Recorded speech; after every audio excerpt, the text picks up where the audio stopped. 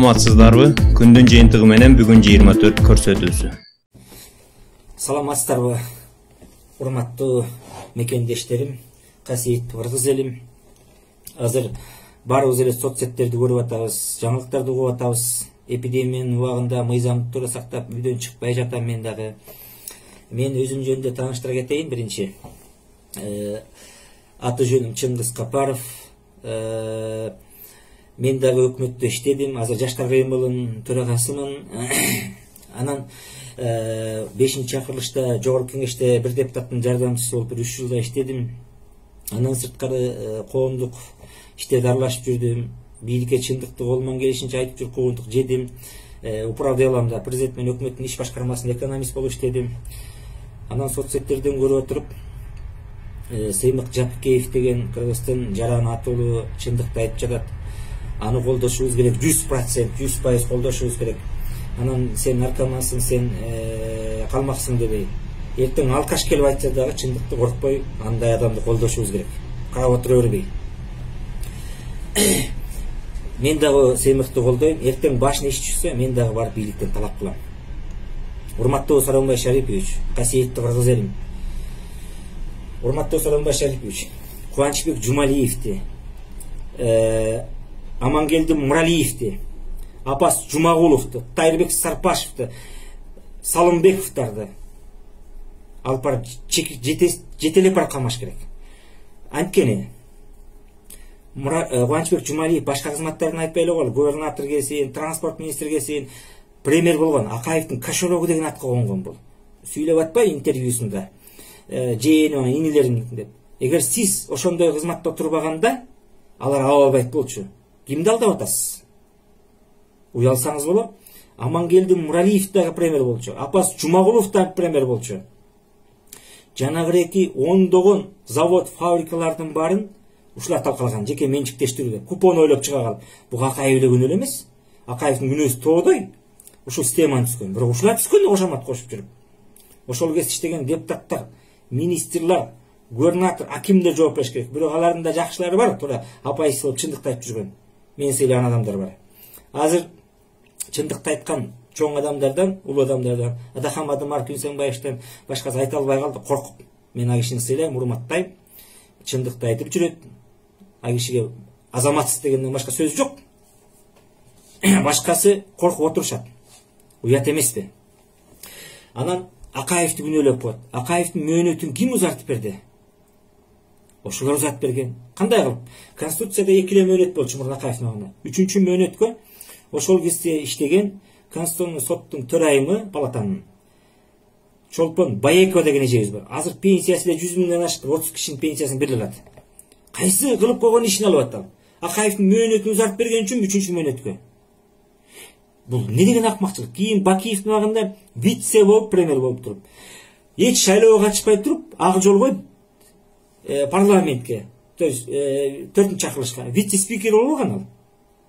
Ошондо Масалиев, Абсамат, Исқақ Масалиев азырда депутат. Бул туура эмес деп айтып чыккан. Депутат болуп, коммунисттерден да барган. Төрагасы болуп. Шайланбай туруп, мыйзамда жок. Депутаттарды кордоп барган. Эми ак жол тарыхтагы эң сылабый парламент болчу. Анан азыркы парламент эң сылабый. Оозуң кайсы десең мурдуң өсөт. Ошон үчүн атка койгонда чимкиликсиңер, бир жасыңар, мыйзам жасалбагансыңар деп.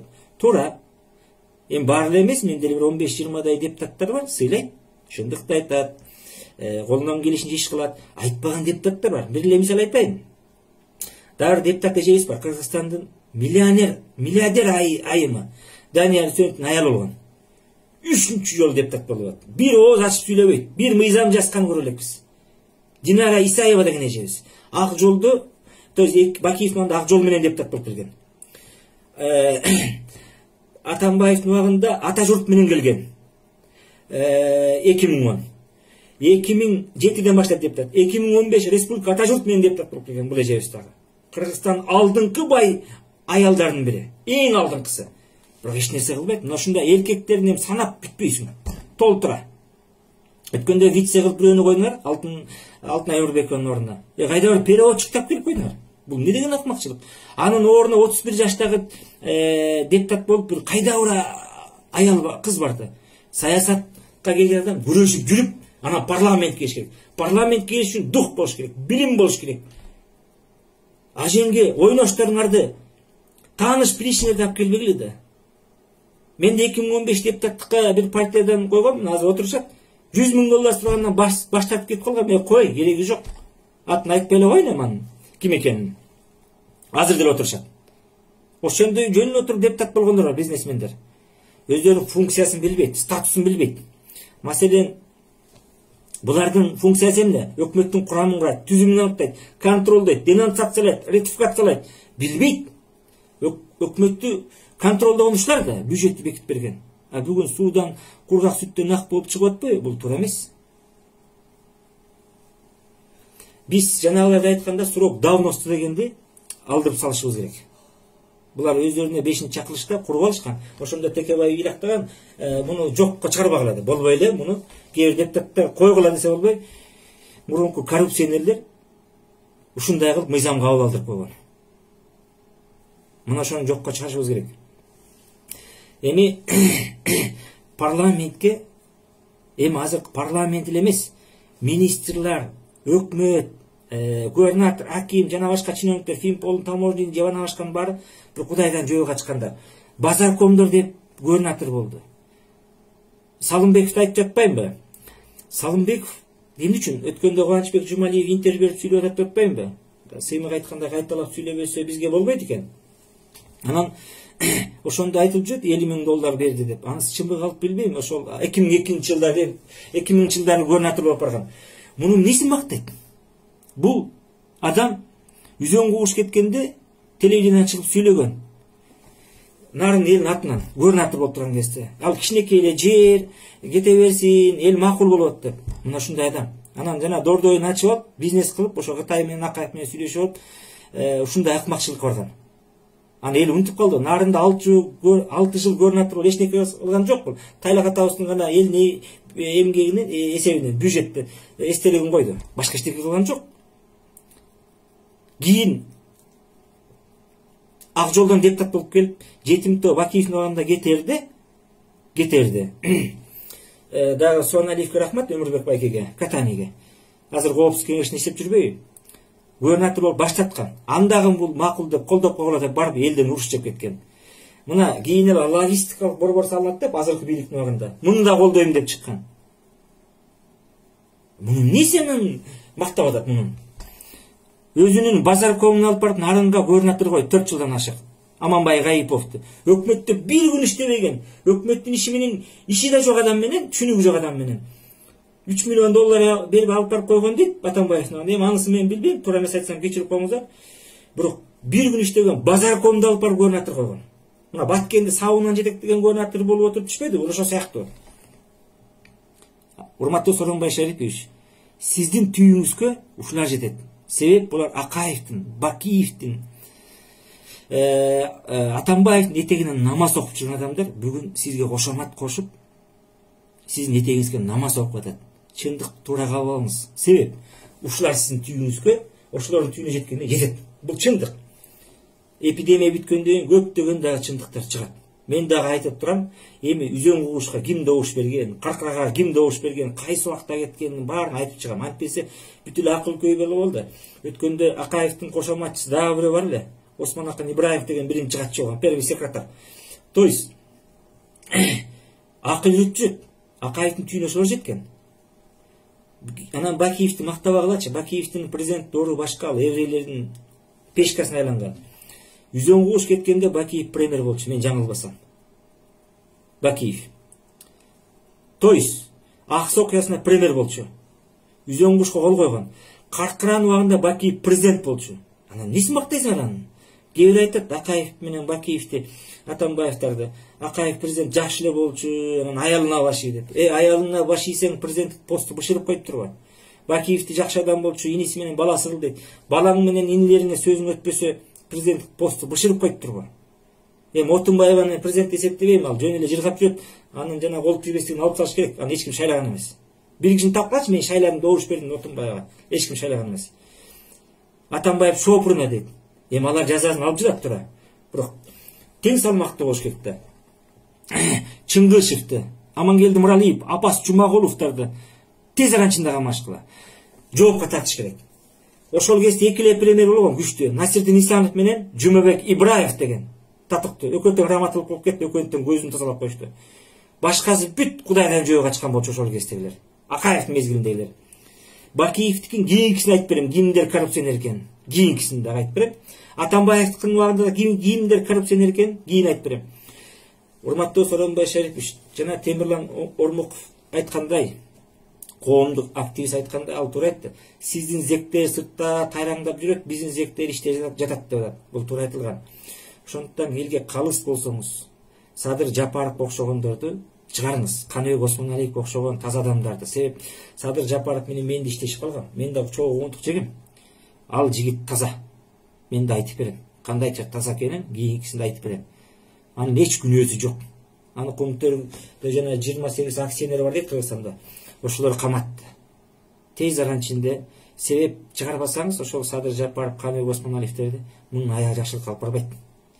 Күзгү шайлоодо 3 партия деп атат. Жана жанарлар жүргөн бийликтин партиясы деп атпайбы? Жанагыраки Райым Матраимовдун партиясы бар, Мекенин Кыргызстан, же болбосо Билимдик деп, булар өтпөйт. Бирөө өтүшү мүмкүн. Өтсө акыры жакшылыкка алып барбайт. Эч качан.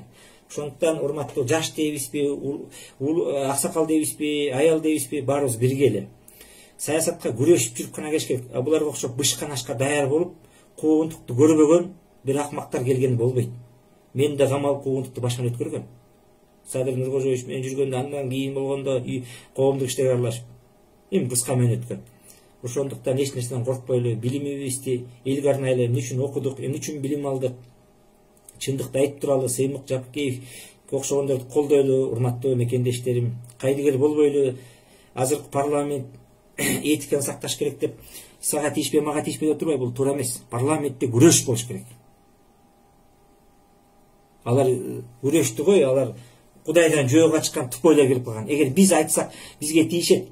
Мадымаров, Атамбаевдер айтса тийише албайт. Себеп анткени ошолордун эртең шайлоодо чуркап барат. Ошол күчтүүлөр Сариевдин, Мадымаровдун, Атамбаевдин, Бабановдун партиясына Текебаевдин бизди кошуп кой, акчасын берели, депутат бололу депчи.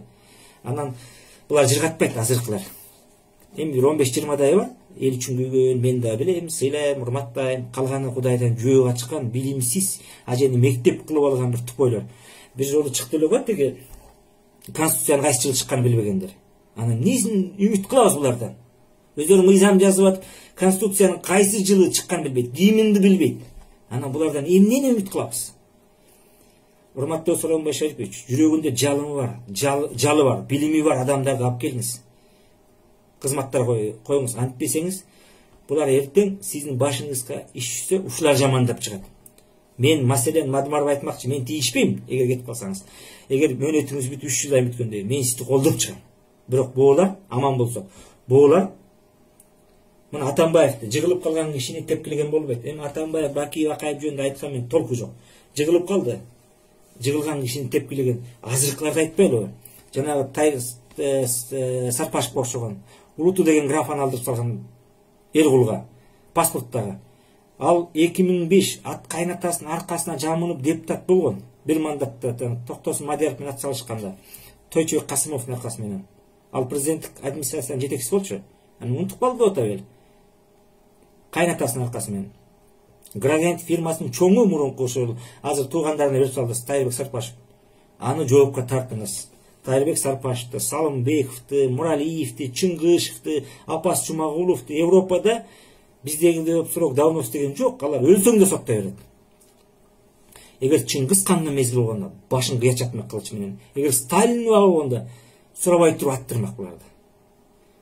Эгер сиз мамлекетти реформа кылып оңдойм десеңиз, ушулардан кутулуңуз. Ушундай кийинкисинде да айтып беребиз. Сиз 35 коррупционер деп айттыңыз эле, урматтуу Сооронбай Шарипович. Сиз айткан жоксуз. Биз эл айталы ким экен. Мен дагы айтам, кыргызга кайталап айтпаса болбойт деп, Адахан Кимсенбаевич айтып калчу, мына Сыймык да айтты, активист. Кайталап айтпаса болбойт экен, чын элечи. Азыркы өкмөт чын эле мыкка калбаган өкмөт. 90% бир 10 эле иштебесе.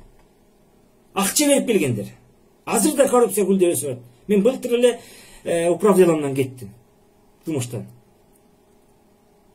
азыр лишь бы бийликке жагалдан акча табыш керек. Эми сиз президент мырза Сооронбай Шарипович, урматтуу президентибиз, намаз окуйсуз, Кудайдан корком деп атасыз. Эгер корксоңуз, анда буларды тез арада ичине жоопко тартырыңыз. Парламент эч нерсе кыла албайт. Өздөрүнүн көлөкөсүнөн корккон парламенттин кимге кереги бар? Кимге кажети бар? Депутаттык парламентти 70тен ашпаган эле депутат кылыш керек. Биз мыйзамдар жакшы жазылган. Мыйзамды алтын тамга менен жазсаң дагы жүрөгүндө иманы жок, адеп акылагы жок, билими жок коркок адамдар келсе, ушундай эле оңолбойбуз. Парламентке министр болуп, парламентке дагы министр, өкмөт башчы болуп, же болбосо губернатор, аким болуп, башка кызматтарга да күрөшүп жүргөн адам келиш керек. Саясатчы бойдон бизнесмен бойчон, ырчы бойдон калыш керек. Азыр биз баары аралашып кетти. Башты ортканда чыкты да баары эле. Бул туура эмес. Кажа болуп кетти. Бул акмакчылык да. Анан жана квота дегенди алдырып салыш керек шайлоого. Айымдарда мынча процент, жаштарда мынча процент деген туура эмес. 21 жаш деген туура эмес, 25 жаштан. 21 жаштагы жаш эмне үчүн мурдун суусун тарта албаган эмелер. Ал чоңдордун балдарына карап эле киргизип койгон. Жаңа окууну үтсөм эмне үчүн? Анан саясатка күрөшкөн адам келиш керек. Куугун-тугун жеген, баарын көргөн, антпесе эртең сатып кете берет, дагы улана берет. Анда урматтуу Сооронбай Шарипович, Акаевдин, Бакиевдин, Атамбаевдин башына түшкөн сиздин башыңызга түшпөйт деп эч ким кепил боло албайт. Анткени ошол кошоматчы Алгада жүргөндөр, Ак жолдо жүргөндөр, СДПКда жүргөндөр бүгүн сиздин жана Биримдик деген партия куруп алып сизге кошомат кошуп жатпайбы? Булар келсе еще хуже болот мындан артык. Мындан дагы аябай жаман болот да. Булар сатат сизди, дүңүнөн сатат.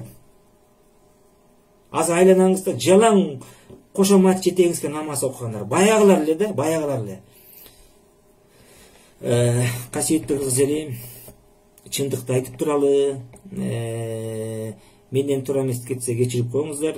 Элимден сурайм. Жанагы мен айткан завод фабрикаларды талкалаган Акаевка, Бакиевке, Атамбаевка кошомат кошуп жүрүп байыгандарды эч качан кечирим сурабайм. Аларды жоопко тартыш керек, жетелеп барып камаш керек.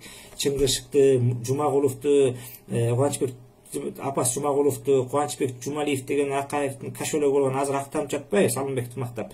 Ошону Чолпон Баекованы, Салымбековду, Сарпашевду буларды жетелеп барып эле камап коюш керек. Анан кийинкисинде да айтам, элибизде тынччылык болсун, токчулук болсун, молчулук болсун, бизде да мамлекетибиз өнүгүп өссүн. Анан билимсиз адамдарды чогулуп бирдеме кылып кетирбесек болбойт. Мыйзамдуу гана иштер менен. Эпидемия бүткөндөн кийин чоңдогон иштер болот, Кудай буйрса. Келгиле, чогулалы, биргели, мамлекетти оңдоп өнүктүрөлү. Антпесе азыр мигранттар келди, жылына 2,5 миллиард казына акча түшүп турчу, эми 1 миллиардты түшпөйт анан. Бизде өндүрүш жок, нөл. Эмне өндүрүш? Кайсы өндүрүш? Бир айтып чыгып берсинчи. Эчтеге жок. Амангелди Муралиев премьер болгон эмес, ал кыргыз алтынында да иштеп, айлык асмандын башына алып турган 2010 кийин. Эми ошол биздин байлар эле Кытайдын жана биздин карыз 4,5 миллиард го тышкы карызыбыз. Ичкисин айтпай эле коелу. Ар бир адамга 50 миңден да боюнда бар аялдардын курсагында, айымдардын курсагында балага эсептелген. Эмне чоңдор жесин, биз төлөп берели, мен төлөбөйм. Аны бир 10 эле бай төлөп коет. 10 эле бай төлөп коет. Ишип жегендер. Эгер уяты болсо, ошолор төлөттүңүз. Президент, ошолор уяты болсо өздөрү төлөш керек болчу. Болбосо Мирзиевди болуп казынага төктүртүңүз. Буларды иш коскосоңуз эле төлөп берет. Аларды камаган менен пайда жок. Мамлекет багып кайра-кайра. Аларды төлөтүп туруп сүргүнгө айдайбыш керек.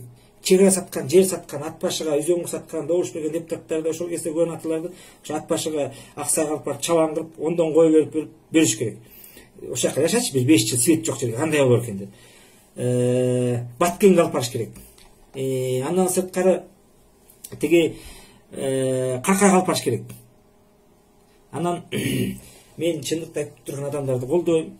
Адахан Кимсенбаев да чындыкты айтып атат, мурунку кишилерден ал кишини да колдойм. Анткени кээ бир айтып жатпайбы, туура эмес деп. Жок, тилиңен баштык эчтеке жок. Тилиң, сенин тилиң болсо, айт, духуң жетсе айт, билимиң жетсе айт. Өткөндө бир мээрчи чыгып алыптыр, мен көптөн бештеп келатам деп Адахан каршы. Мен да айтам, мен Адаханды сен ешке болушкан эмес, сен Адаханды чыпалаңа тең келбейсиң, мээр ким экенин билбейм. Себеп, сен Акаевина, Бакиевине, Атамбаевина кошуп жүрүп мээр болдуң. Азыркы бийликке дагы кошомат кошуп жүрүп мээр болуп отурасың. Сен бир нерсени айттыңбы? Жок дегенде чындыкты айткан кишиге тетир сүйлөбөй тынч отур. Жакшы туруңуздар. Аманчылык болсун.